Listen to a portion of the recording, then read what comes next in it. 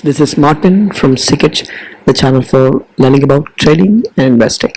Welcome to Markets Next Week, the weekly stock market analysis show where we look at the technical charts and then try to understand what happened in the market during the previous week and also plan for a better trading week ahead that's starting from tomorrow, May 12th, Monday, 2025. So let's deep dive into the charts and see what happened. So this is the weekly charts that you're seeing on the left side, daily charts on the right side, and that's a Nifty 50. And we already have the weekly and the daily of the Banknifty. First, let's look at the Nifty 50. So it's a red week. It's a bearish candle. This almost completely engulfed the previous candle body wise, and you can clearly understand that the movement had initially hit resistance and then fallen down to the bottom of the parallel channel and then bounced up ferociously from there and then met with the resistance right now. On daily charts, you again see another parallel channel where it has just hit the resistance on the top of the channel and then has been reversing, and this on Friday it closed indecisive. Similarly, on the Banknifty you see an ascending wedge, and the price had been hitting the top of the ascending wedge multiple times, and same thing seems to be happening now as well with a bearish white range candle on the weekly basis, while a parallel channel can be seen on the daily where it reversed from the top after hitting all-time highs at the top of the trend line channel on the daily charts. So that's all about it. So basically it's 350 points down previous week, and obviously we know why it happened with this, because of the news flow following the India-Pak border conflict or India-Pak near to war situation that emerged last week.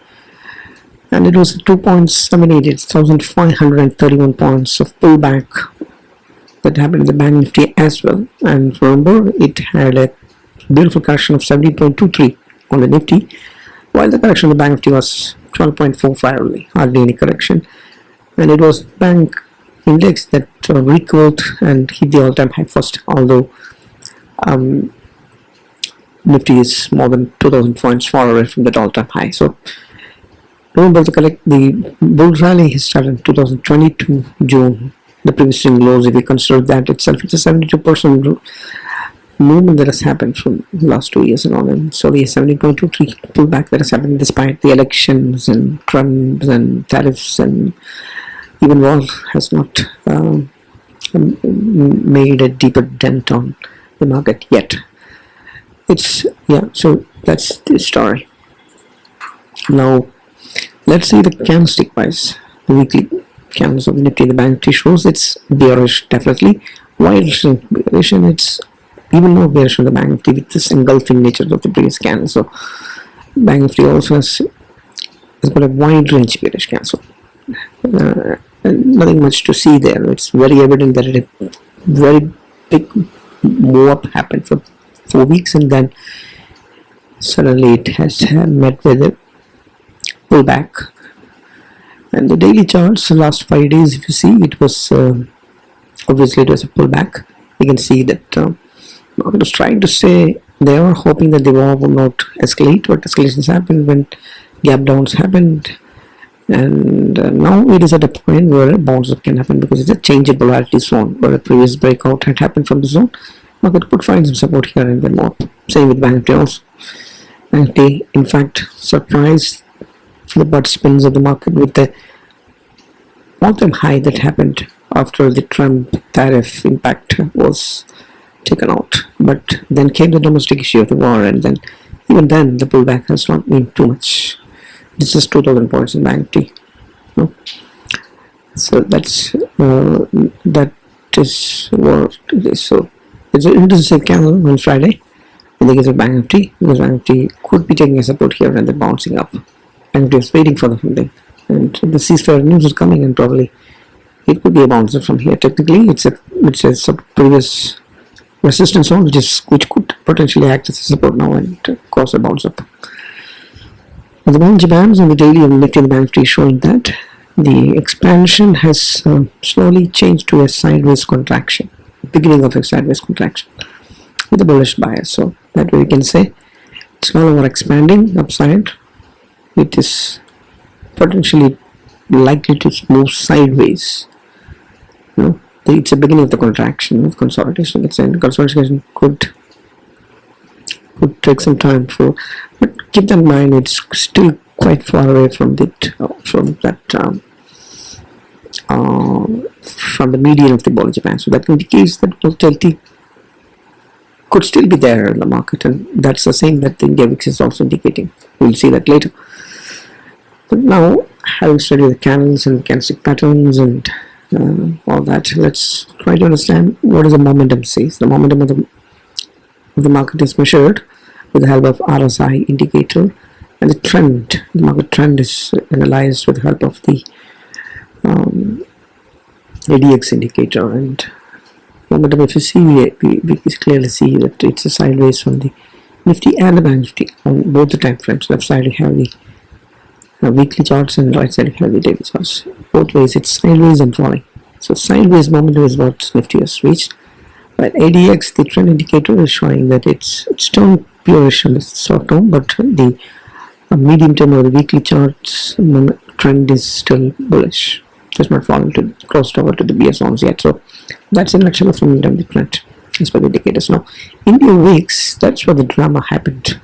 The market did not correct too much. It was 1.5% of fall. That's all that happened, despite all the war escalations that happened. But the India VIX had spiked to nearly 19% or more at some point in time. 20%. It went as high as 22 or something. So it's an 18.5% week spike up that has happened in the India VIX, which is the fear and greed indicator, and so 21.63, which indicates high volatility. So if at all we have to expect some consolidations or whatever, further up moves and all these, the first thing that has happened is for a cool off of that to back to the 12 to 15 kind of range. Only then market settles down. Unless something will happen, it's the participants have fear. The fear index is there, and we obviously know what is that fear about. It's about the war. War impacts the economy, and obviously war impacts the business, and that's what market is all about. So this has to go now that the ceasefire has been declared, and if things turns out well, we could see that easing. So the moment the VIX is spiked, the options or derivative premiums are very high, and the premiums are very high has associated risk also. The volatility can double or triple or make it even 5, 20, 30, 40, 50 times the premium value that you have. So if you don't know how to play, you can become bankrupt when you are playing in high volatility zone. And if you know it well, you can be really rich by selling this premium, which are very highly priced when the VIX is high. So keep that in mind. It's a very dangerous game when the VIX is about 20 especially. So play it cautiously until it cools off. Right? It's a 20% lightning, 20% of fear increase has happened in the last 1 week. Always keep that in mind and look forward for that cool off. Now, another analysis is about the open interest analysis on the futures and the options. The option sellers primarily make their bets on. And this is for the weekly expiry of the Nifty and the monthly expiry of the Banknifty. PC also showing its bearish 0.7 on both the Nifty and the Banknifty. And for the options, for the futures open interest, it's bearish again with a short band of Nifty, and long run it's again bearish on Banknifty. So bearishness is for the gain that's happening in the open interest of options and futures. Keep that in mind. So options is one way of finding whether people are placing their bets, whether people are seeing this next support and resistance level. So accordingly, if you see the charts that's given below for May 15th weekly expiry, you can see that there is a very good resistance at 24,500 and 24,000 is the place where the good support is seen as of now. If that support breaches, it can go to 23,500, where the second highest put writing can be seen. The second highest call writing is at 24,000. 24,000 is going to be very crucial for. And remember, we have another 4 days for the expiry to happen. So this is data as on Friday. It could drastically change in the 4 days, but as of now, this is where the support resistance is seen. On the Banknifty May 29th monthly expiry, you see that 54,000 is where the key resistance and the support is seen on Banknifty. This is where the highest put and call writing is seen.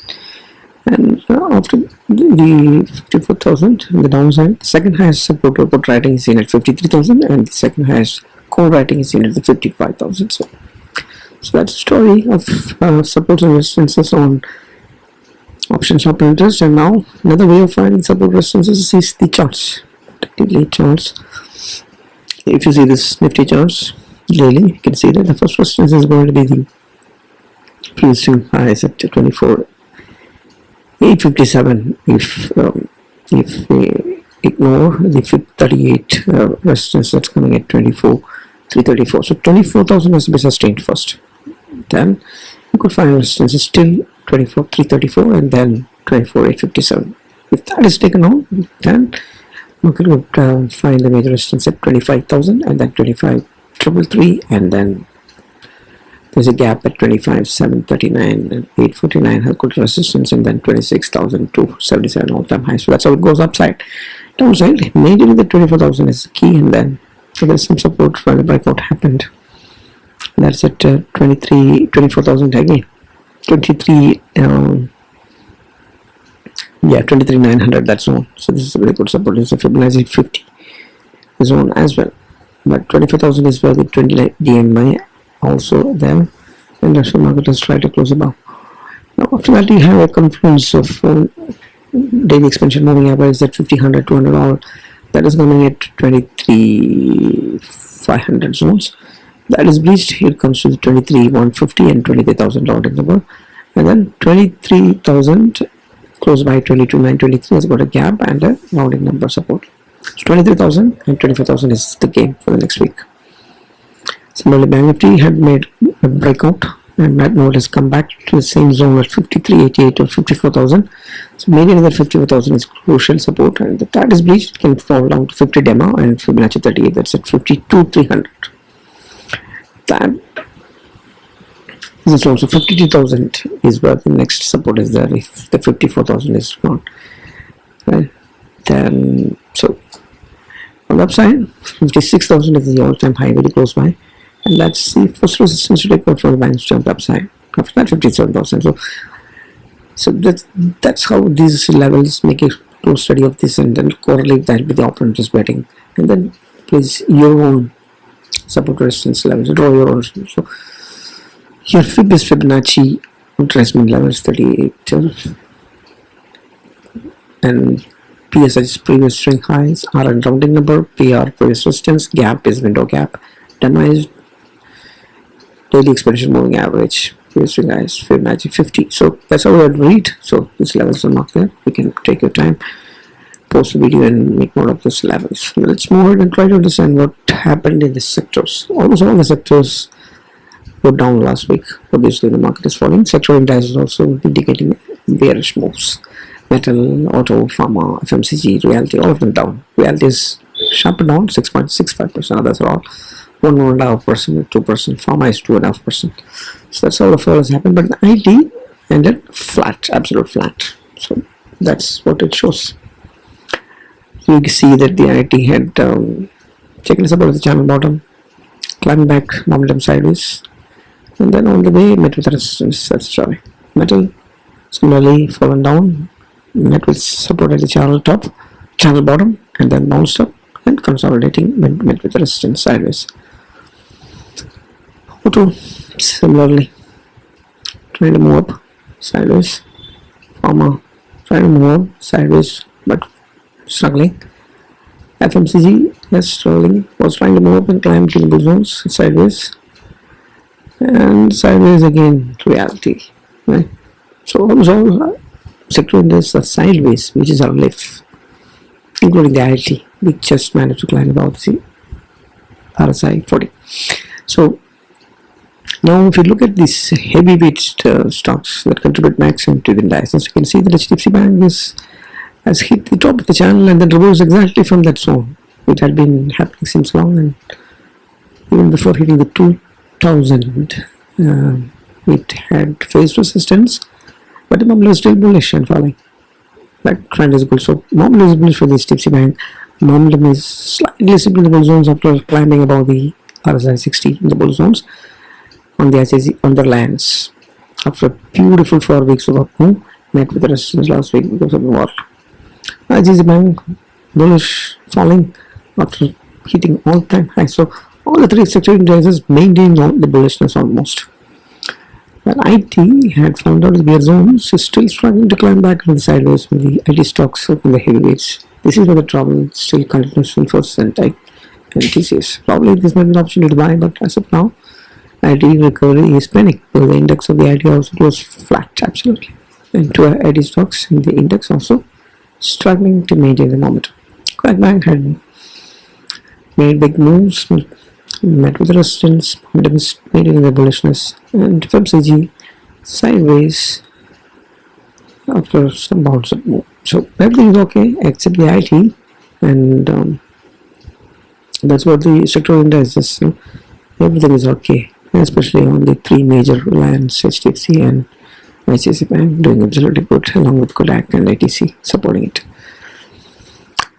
On the markets, if you see, you can see that I think what just happened. It's just a small pullback during this attempt to move up on both the small cap and mid cap weekly charts. That is good. So that's the summary, right? Sector indices, heavyweight stocks that contribute maximum to the index, and mid-model market index are also showing some recovery and midway market facing some resistance, keeping it sideways movement. If you try to understand the institutional participation, this is where the good thing. I've as a betting pick, 5,000 crores of buying again. I think third week of buying consecutively, which is very good. Domestic institutions also bought and supported the market 13,000 crores buying during the war. But derivatives betting on net longs in the first days are more down last week. Obvious. So domestic institutions and foreign institutions are in the buying mode is very optimistic, and we just give the bulls an edge. Bulls reason to be bullish even more.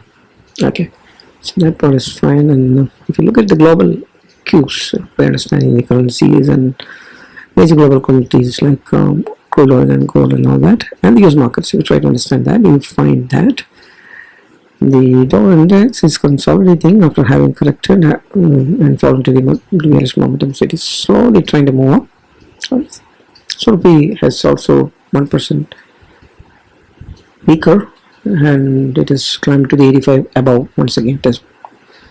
USD is what we're talking about. So USD was falling and then rupee was gaining, but seems to have taken support of RSI 16 and then climbing up once again, which means rupee. I'm not talking too much, but yeah, this week is not as great as last week when the dollar was falling and the rupee was gaining. So two greens there, and the USD green is not that great for emerging market like ours. Crude oil is also below 60 level, now climbed above the 60. It's also not good, but momentum is still bearish, nothing to worry absolutely. Gold is where the worry has to be because it's bullish, extremely bullish, very close to the all-time high bullish momentum and rising up. And that's a 2.6% up gold. Now look at the US markets, the Dow Jones Index and Nasdaq and S&P 500. You see that it's absolutely flat, reddish pause, in the mid of a climb back to the all-time highs once again. It's very evident. So sideways momentum, sideways falling or sideways flattish momentum is what we see for the US markets, but not too far away from the all-time highs for the US markets. So that's a story. That's the global cues are not that bad, right? Not that bad, not as good as last week, but not that bad. But we are dealing with domestic problems more now, so keep that also in mind. So all eyes next week on which cues is what the market is taking and then doing a rally or reverse. Action before next week is the Bharat Electronics. 1:2 RiskReward gain can be played. A flag breakout probably may be happening. Have tight stop losses. Reason for this case study is because momentum is not as high 60 above. Trend is also bullish. Volumes are good, and it's a pattern is flag breakout. There's no recommendation, but for learning purpose. Marico is a FMCG company. There's a range shift, momentum range shift, and bullish momentum, bullish trend, and good volumes, and consolidation breakout potential is there with a 1:2 risk reward. So Keep tight stop loss and play it. It's not a recommendation again. So Marico and Bell Electronics both on the long side. Reasons for the trade is bullish momentum, range shift, consolidation breakout pattern, and trend. I already told that. So let's move. This is another actionable FNO strategy on Nifty weekly. It's a Batman strategy. Again, this is not a recommendation for educational purpose. It's reasonably good range of 23, 25, 24 for 800. Very good range we're getting. POP is also great. Try to get out before the expiry day. And it is not fully hedged, because if you want, you can buy a far OTMs on put and call side, but then profit will reduce. As of now, this is a Batman strategy where you're taking inside hedge and outside hedge. No, we are taking an inside hedge by buying OTMs, and then even for OTMs we are double selling. That's what Batman strategy is all about, right? Buy 2 wings on for OTM, and it becomes completely hedged with a lesser profit. So that's FNO weekly Nifty options FNO strategy. Let's try to wrap it up. So market had pulled back, reversed, consolidating after a very decent rally that happened following the correction of 70% following the April tariff announcements. So recovery did happen, and then that was halted by domestic war situation that came in Nepal. The FIs have been buying despite all this, and domestic institutions also made buys, which is a good thing. So market did not correct too much, right? So all the furthermost correction that has happened is 17 point something and 12 point something in the case of Banknifty. Remember, we had near a 70% rally in the last 2 years, 2.5 years. Let's try to bucket to the different factors in favor of the bulls and the bears. You see that FI buying is very positive in favor of the bulls. Policy bands are indicating consolidation and no longer a bearish expansion on the downside. No, it's positive. Crude oil remained to be low, very close to 60. For emerging raw oil importing country like ours, it's good. Momentum sustains the sideways. It is recovered from this bearish momentum. Heavyweight stocks are also maintaining that sideways momentum. Indices sustain above the 20 and the 200 expansion moving averages. Broader market indices also maintaining sideways momentum. Sector indices maintaining that sideways momentum.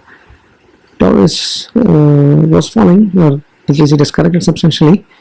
We had minor gains, not this week, but otherwise had even gone below the 85 from the 87 levels.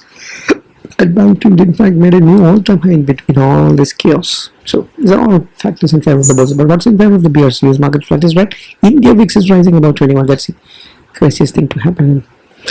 Options is showing bearishness, and futures also showing bearishness. Gold is very close to the all-time high still, despite all the big 110-20% of up in the last from the swing lows. So gold is rising up means the trust in the equity market is still far away. Now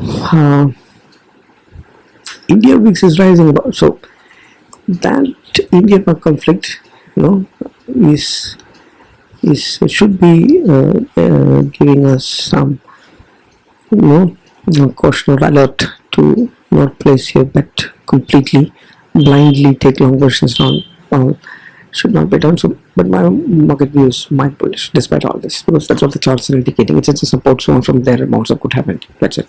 Although the correction has happened, so we're in the middle of his rally, and rally had a retracement technically, and now it could move up.